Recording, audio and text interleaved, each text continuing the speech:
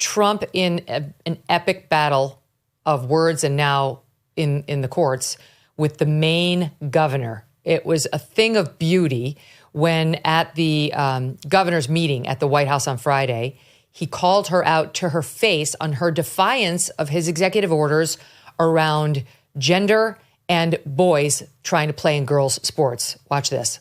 The NCAA has complied immediately, by the way. That's good. But I understand Maine. Is Maine here, the governor of Maine? Well, are you not going to comply with it? I'm complying with state and federal laws. We are the federal law. Well, you better do it. You better do it because you're not going to get any federal funding at all if you don't. And by the way, your population, even though it's somewhat liberal, although I did very well there, your population doesn't want men playing in women's sports. So you better comply because otherwise you're not getting any federal funding. See you in court. Every state, good. I'll see you in court. I look forward to that. That should be a real easy one. And enjoy your life after governor because I don't think you'll be in elected politics. It's perfect. Perfectly done. Trump, thank you so much. So thrilled he won. Okay, that woman is Janet Mills. And I just want to say this. She's a far lefty on this issue, and she's not in step with the people. He's absolutely right. But let me just tell you something. An executive order does have the force of federal law. It does have the force of federal law. And under the Supremacy Clause, federal law trumps state law when they conflict. State law reigns if there's no federal law. But if there is a federal law and then there's a competing state law, and they conflict, federal law trumps state law. So Trump is absolutely right in his constitutional interpretation there. And an executive order has the full force and effect of law. The only way of getting out of an executive order is if you can prove that the president did not have the authority to enact it in the first place. You know, that he just acting willy-nilly and there's nothing in the Constitution that gave him the power to issue such a thing. That's not going to be the case here. Title IX is a legitimate, duly enacted statute that the executive branch and the Department of Education has been interpreting since it was passed. And he said to her, Title IX must be complied with. Title IX, Biden's changes to it, allowing boys to compete, has been struck down. That is no longer of any valid force or effect, and all the courts will so hold. What's in effect right now is a title that protects girls, biological girls, in sport. And the Department of Education, which now is Trump's, has interpreted Title IX to say boys may not play. And so he's 100% in the right legally. If he says you will not let boys play because Title IX doesn't allow it, it doesn't matter what her state civil rights law says. We already saw a very similar battle to this play out, Victor, in 303 Creative, where we had Colorado go in there and say our state human rights laws do not allow this woman to say she won't create a wedding website for people who are LGBTQ. And she went in and said, okay, I see that's what the state human rights law says, but the federal Constitution protects my right of freedom of speech, freedom of expression, freedom not to say or endorse certain things. And that's right there, the same amendment that governs press and so on. And so the court said, right, the Constitution will trump this particular protection under the state law. That's what happened. That's what's going to happen in Maine. She knows it. She's looking to make herself a star. And she is. Because if you Google her name and Trump today, you will see about 24 fawning profiles on the woman who stood up to Trump. Short-sighted because that issue, I know that Maine is a liberal state, but that issue runs 70 to 80% against her on almost every poll. People overwhelmingly, I think it's only 20 to 30% of the people would like to see or like to allow biological males in female sports. It's a no-brainer. 20% and at most. Yeah, and then the second thing, NCAA has already ruled against her. So what is she saying? That it's okay to do it, but all my athletes and all my state universities and colleges and JCs, they're not going to be able to, if you're a biological man, you're not going to be recognized in an NCAA event. And so she's not going to be able to affect that. That makes no sense at all. And then Maine, like all small states, are very dependent on federal funds. And we're already seeing these statutes now about sanctuary cities that Trump is going to try to make the same case. We have 600 of them. If they violate federal immigration law and they think this neo-Confederate idea of nullification, that's what she is a neo-Confederate. Like South Carolina, I'm not going to follow the tariff law. Or these are the same things that started the Civil War in the South, that the South said we're not going to honor Civil War. This is what George Wallace did in 1962 when he said, I'm not going to follow federal immigration civil rights laws at the University of Alabama, and I'm not going to segregate it. It's got a bad tradition, states' rights, of nullifying federal law. And so in every aspect, she's on the losing end. So I think you've come up with the only explanation, that she feels that she wants to be some kind of cultural icon or get all this publicity, but it's short-sighted. Mm-hmm. How about Trump and the guts to call her out and engage in that battle? There won't be 24 profiles of Trump and how tough he is, right? Has no qualms. A lot of men especially would not want to take on the female governor, get right up in her face like that. Not Trump. He does not give a fig. Not about him. He doesn't care. And there's 40% of the country that likes him because he doesn't care. And the other people, if he picks out his fights when he says he doesn't care, like this one, the other 15% that are critical, he'll get 55% ratings on this issue because of the issue. Yeah. She's on the wrong side of this issue, and she knows it. It's a very feminist issue. So she wants to go down swinging. Meanwhile, in her state, in February 18th, this is, I think, why it was on Trump's mind, a biological boy won first place in the Maine state championship for pole vaulting. The boy, who now goes by the name Katie, had a clearance over the over the vault, 6 inches higher than the girl who came in second. Here's the same boy. Here he was last season, 2 years ago, when he was tying for 5th place in the pole vault. Now that he's a so-called girl, there he is atop the leaderboard and in the number 1 spot because he's gone from tied for 5th 2 years ago as a boy to winning first by a mile over the girls he towers over, both in the pole vault and on those podiums where they accept their medals. It's ridiculous, Victor.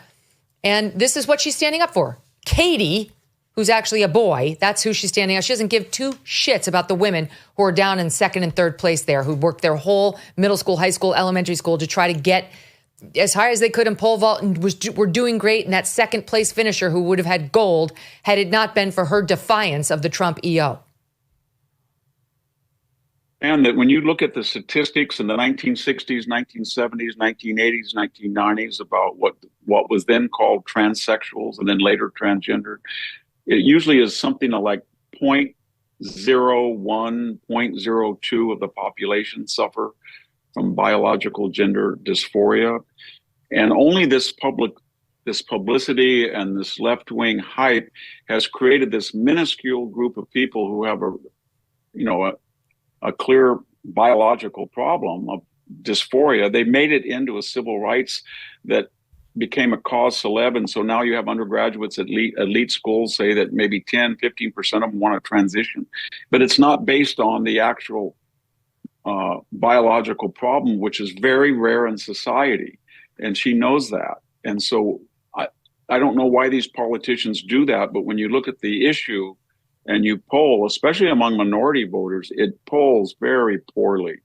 And there, I think she was the same mayor that went to this LGBTQ event and started gyrating on stage and dancing. Yes. So I don't think she's a very stable governor at all. I agree. She made a fool of herself. She, this year, per the Portland Press Herald, Maine K through 12 schools received $250 million in federal funding this school year, which is more than virtually any other school. Maine is especially dependent on the feds for its education money. $250 million. And she is going to lose it unless she gets into line. And like every other politician, when she realizes that money's on the line, which means her job, she will be fired by the Maine residents if she loses $250 million in federal funding, she'll bend the knee And I can't wait to watch her bend it. I don't care whether a court has to tell her she has to do it or she just learns the hard way when she loses her money because the Trump Department of Education has just notified her of that there's an investigation now. This is the quote, quote, Maine would have you believe that it has no choice in how it treats women and girls in athletics. Let me be clear. If Maine wants to continue to receive federal funds from the Education Department, it must follow Title IX, or we will do everything in our power to ensure taxpayers are not funding blatant civil rights violators. She could be in trouble with them. She could be in trouble with DOJ. She's definitely going to get sued, and she's going to lose, and good. Let her serve as a lesson, Victor, for the others who are dangerously flirting with this same line. I think it's the first Trump administration where he had people throughout the cabinet, Rex Tillerson, James Mattis, John Bolton, that were not MAGA people. And they were in the second tier, they were everywhere. So every time he issued an executive order, you would find somebody like Anonymous that was leaking or bragging that there was a whole army of obstructionists in the federal bureaucracy, and they were all courted and feted by the media. There's nobody like that now. When he's bringing these people in, one of the first questions I know from a fact is, are you going to stick to the agenda? Have you stuck to the agenda in the past? So she's not going to find dissidents anywhere in the Trump administration, the 20,000 or 30,000 political appointments that are going to try to undermine this. In fact, all of these cabinet people are very different than the first administration. They're going to be force multipliers. It's more likely they're going to say to Trump, well, I think I can even do this and more and more. I can even do more than you suggested. Whereas before it was, yes, Mr. Trump, we'll do it. And then leak to the New York Times, hey, I'm really brave. I'm trying to obfuscate or countermand. It's not the same world as 2017, 18. I don't think she understands it, that there's some very talented people that are working for Trump and they believe in what he's trying to do. And they're very capable and they're very serious. And they're you're absolutely right what's going to happen to her. I mean, she used to be a federal prosecutor or a state prosecutor. She shouldn't have forgotten the law. It hasn't been that long ago. She knows perfectly well. That's why I believe she's grandstanding to get her name in the paper and to have her girl boss moment. And the left-wing press just runs with it. I actually looked through the press today. Did anybody do a fair job of actually explaining there is a supremacy clause? The EOs would have supremacy over a state law. And the only way out of it is the way I described. No, it's just read the New York Times write-up of it. It's, oh, she took him on. Look how tough she is. She's a tough girl. She was a prosecutor. It's ridiculous. What a disservice. And before we go to break, I just want to give you one other example of media malpractice. In somewhat related news, there's a group of San Francisco people who are suing Trump over his executive orders as pertains to gender, DEI, and so on. They think he can't issue these executive orders. So they're going to file a lawsuit and try to challenge him. Fine. Lots of people are doing that. And it'll play out in the courts. But Axios reports on the lawsuit. And here's their headline. San Francisco community groups sue Trump over anti-trans executive orders. President Trump, this is Axios, ran his campaign on an incendiary anti-trans platform. All right. First of all, he never ripped on trans people. He said that he was going to stop them from competing in girls' sports, and he was going to declare actual gender realities. If you want to live your life as a man claiming to be a woman, that's your business, and Trump has never said otherwise. President Trump ran his campaign on an incendiary, it's not incendiary, the vast majority of the public is with Trump, anti-trans platform that promoted false claims about the community. Well, I was interested in that because I followed this issue very closely when Trump was running and thereafter. So I clicked on the little link in the Axios report. What were the, quote, false claims about the community that he made? And it's cited back to a 2024 Axios article about Trump's appearance at a barbershop in the Bronx and this exchange. Watch. Washington, I don't know if you ever noticed this. You go Department of Education, Department of Education. You got half the buildings are Department of Education. I never saw. You don't need any of them. You know, I want one person and a secretary to just make sure they're teaching English, okay? Give it a little English, okay? I say reading, writing, and arithmetic. No transgender, no operations. You know, they take your kid. There are some places, your boy leaves the school, comes back, a girl, okay? Without parental consent. What is that all about? That's like That's when they talk about a threat to democracy, they're a threat. That is 100% true. It is correct. And they know it because this is what Axios wrote at the time. They wrote, they quoted that thing, and then they said, the Trump-Vance campaign pointed to a number of stories about policies that allow students to socially transition in the classroom without informing parents, but none of which supported his claims of operations being conducted in schools. That's not what he said. That he was listing a bunch of stuff, the craziness that's happening out there right now. And then he made the separate point that kids are going to school as boys and they're transing them at school. It is 100% true. Just for kicks, Victor, I pulled just a couple. California mother claims teachers manipulated her daughter to change her gender identity. This is out in California. This mother, Jessica Conan, filed a lawsuit alleging that the school allegedly manipulated her seventh grade daughter to change her gender identity under the guise of their parental secret policy, where teachers could counsel students about gender confusion and assert a new gender identity without notifying parents. This became law in California, that you were allowed to do this. In New York City, in the private and the public schools, it's the policy that the kid can come to school, David. He can say, I'm Denise all day while there, take tests as Denise, be called Denise, then go home David again at the end of the day, get a report card for David. The parents have no idea when they go in for parent-teacher, they talk about David, have no freaking clue he's a Denise to everyone there. And it's policy. That's what Trump's pointing out. And the nerve of Axios, this dishonest hack paper, and their DEI reporter, Shauna Chen, who's focused on race and justice. Her most recent articles are 14 Black Bay Area authors to add to your reading list and 9 ways to celebrate Black history in the Bay Area. For her to call them dishonest is the height of projection. Here in California, it's even worse because Gavin Newsom went back and begged for federal funds to rebuild Los Angeles. Now we're saying they need. This isn't the price to rebuild Pacific Palisades and other places. It's what they need from the federal government in addition to what they little have.